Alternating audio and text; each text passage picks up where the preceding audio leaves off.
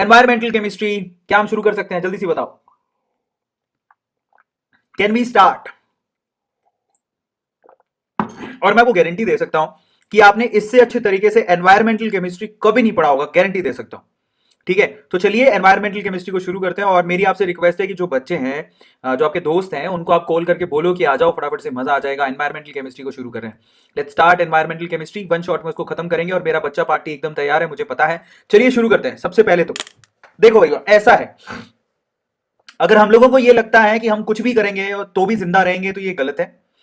हम अर्थ पे रहते हैं, और अर्थ के एनवायरमेंट को अगर हम लोगों ने सेव नहीं किया, उसमें जो प्रॉब्लम्स आ रही हैं उसको फिल्टर नहीं किया, तो मनुष्य जाति को खत्म होने में समय नहीं लगेगा। ये फैक्ट बात है। जो आज हम कार यूज कर रहे हैं, जो व्हीकल्स यूज कर रहे हैं, उससे जो पोल्यूशन होता है, या इंडस्ट्रीज जो लगी हैं उनसे जो पोल्यूशन होता है एनवायरमेंट को, उससे धरती को, अर्थ को नुकसान हो रहा है। उस नुकसान जो हो रहा है, पहले तो हम लोग आज देखेंगे कि एनवायरमेंट में किस किस तरह का पोल्यूशन होता है। ठीक है, किस किस तरह से प्रदूषण फैल रहा है और उससे क्या क्या नुकसान होता है। वो सारे फैक्टर्स हम लोग देखेंगे जो इस चैप्टर में आपको पढ़ाए जाते हैं। और ये चैप्टर सिर्फ आपके नीट के एग्जाम के लिए नहीं है। Try to understand. ये चैप्टर इसलिए पढ़ाया जाता है, और मेरे को बड़ा अच्छा लगा कि आज मैं चैप्टर पढ़ा रहा हूं, और आज मैंने बड़े डिटेल में किसी से समझा। So thank you so much Gautam, उसने मुझे समझाया। तो मैं जानता तो पहले से था, लेकिन डीपली आज जब मैंने इस चैप्टर को समझा तो मुझे ऐसा फील हुआ कि ये चैप्टर आपको आपकी एक रिस्पॉन्सिबिलिटी याद दिलाएगा। सो आपको एक रिस्पॉन्सिबिलिटी एज अ ह्यूमन, हमारी हमारी धरती के लिए, हमारे अर्थ के लिए क्या रिस्पॉन्सिबिलिटी है, उसको याद दिलाएगा। और इसीलिए आपको ये पूरा चैप्टर देखने की जरूरत है, क्योंकि ये सिर्फ नीट एग्जाम के लिए नहीं है, ये आपकी जिंदगी के लिए भी है। और आप में से बहुत सारे भावी लोग अर्थ को सेव करने के लिए शायद कुछ ना कुछ अच्छा करें जिंदगी में आगे जाके, क्योंकि तभी हम बच पाएंगे, अदरवाइज तो बच ही नहीं पाएंगे जैसा माहौल है। ठीक है, ग्रीन हाउस गैसेस बढ़ रही हैं, पॉल्यूशन रेगुलरली बढ़ रहा है, इतना ज्यादा पॉल्यूशन हो रहा है कि पूछो मत। फिर भी इंसान रुक नहीं रहा है, जंगलों को काटा जा रहा है, यहां से बहुत सारी प्रजातियां लुप्त हो रही हैं। एनवायरमेंट में बेसिकली गैसेस, जो ग्रीन हाउस गैसेस बढ़ रही है, ओजोन लेयर में होल हो रहा है, हमारे अर्थ के एनवायरनमेंट में हीट बढ़ रहा है, जिससे टेम्परेचर कंटिन्यूसली बढ़ता जा रहा है। अगर आप लोगों को पता होगा कि इन दिनों में नॉर्थर्न इंडिया में बहुत ज्यादा गर्मी पड़ रही है, वहां के लोगों का तो बाहर निकलना मुश्किल है। ये बात सच है और आप भी जानते हो। अगर कोई नॉर्थर्न इंडिया में रह रहा है, राजस्थान में, यूपी में, बिहार में, बिहार का मुझे नहीं पता, राजस्थान यूपी में अभी तो थोड़ी बारिश हो गई है, लेकिन थोड़े दिन पहले तो इतनी गर्मी थी कि उनको घर से बाहर निकलने का मन नहीं करता था। और दिल्ली एनसीआर, आप लोग जानते हो, जब गर्मियों के दिन आते हैं तो हालत खराब हो जाती है, घर से बाहर निकलने का मन नहीं करता, एसी में बैठने का मन करता है, कूलर में बैठने का मन करता है। और जब आप कूलर और एसी चलाते हो तो उसी से ही एनवायरनमेंट को और ज्यादा नुकसान होता है।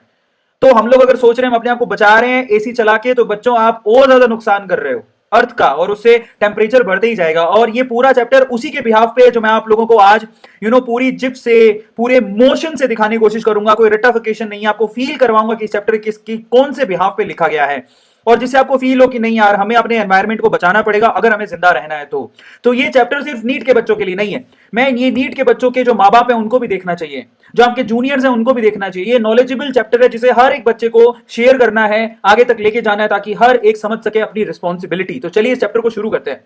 देखिए, सबसे पहले तो अपन इस पूरे पूरे चैप्टर में बात की गई है हमारे एटमॉस्फेयर के बारे में। तो मैं थोड़ा अपने एटमॉस्फेयर के बारे में बताता हूं। देखो, यहां पर वैसे तो बहुत सारी लेयर्स होती हैं, लेकिन इंपॉर्टेंट लेयर्स के बारे में यहां जो बात करी गई है अर्थ के इंपॉर्टेंट लेयर्स में, अगर अर्थ के सी लेवल से ऊपर की तरफ जाए तो शुरू के जो 10 किलोमीटर है, उस लेयर को हम लोग बोलते हैं ट्रोपोस्फेयर। क्या बोलते हैं हम लोग? ट्रोपोस्फेयर। हमारे सी लेवल से 10 किलोमीटर तक ऊपर, उसको बोलते हैं ट्रोपोस्फेयर। और उस ट्रोपोस्फेयर में ही आप लोगों को ये वेदर कंडीशंस या वेदर दिखते हैं, बादल दिखते हैं, और वहीं पे बारिश वगैरह, जो हमारा बेसिक एनवायरनमेंट है ना, वो ट्रोपोस्फेयर ही है। Are you getting my point? अब उससे अगर आप ऊपर जाओगे और सी लेवल से 50 किलोमीटर तक ऊपर तक अगर आप जाओगे, तो उसको बोलते हैं स्ट्रेटोस्फेयर। उसको क्या बोलते हैं? स्ट्रेटोस्फेयर, जहां पर हमारी ओजोन है, O3। उसके नीचे यहां पर इस एनवायरनमेंट में आपको O2 मिलेगी, CO2 मिलेगी, नाइट्रोजन गैस मिलेगी। लेकिन जैसे ही आप 10 किलोमीटर के ऊपर जब आगे जाते हो, 40 किलोमीटर और ऊपर जाते हो, total 50 kilometre from the sea level, उसको स्ट्रेटोस्फेयर कहते हैं। और स्ट्रेटोस्फेयर में आपकी ओजोन लेयर होती है, जो हमें बेसिकली हार्मफुल रेडिएशन से बचाती है। तो हमें यह समझने की जरूरत है कि हमारी अर्थ के चारों तरफ एक पैकिंग है, जिसको हम लोग स्ट्रेटोस्फेयर कहते हैं, जिसमें ओजोन है, O3 है, जो कि बेसिकली हार्मफुल रेडिएशन से हमें सेव करती है। आपको बता देता हूं, प्लेनेट बहुत हैं, लेकिन जितना इंसान जानता है उसके हिसाब से अभी तक अर्थ पे ही जीवन पॉसिबल है, और हम लोग जिंदा हैं। समझ में आ गया? और उसके पीछे का रीजन क्या है? उसके पीछे का रीजन है कि अर्थ के चारों तरफ एक एनवायरनमेंट है। हमें दिन दिखता है, आप अंतरिक्ष में जाओगे तो आपको काला काला नजर आएगा। आपको पता है, आपको सन दिखता है पीला सैफरोन कलर का, लेकिन सन एक्चुअली व्हाइट कलर का है। एनवायरमेंट में जाके देखो, यहां आपको दिन दिखेगा लेकिन अंतरिक्ष में आपको काला अंधेरा दिखेगा, क्योंकि वहां पर कोई मीडियम ही नहीं है।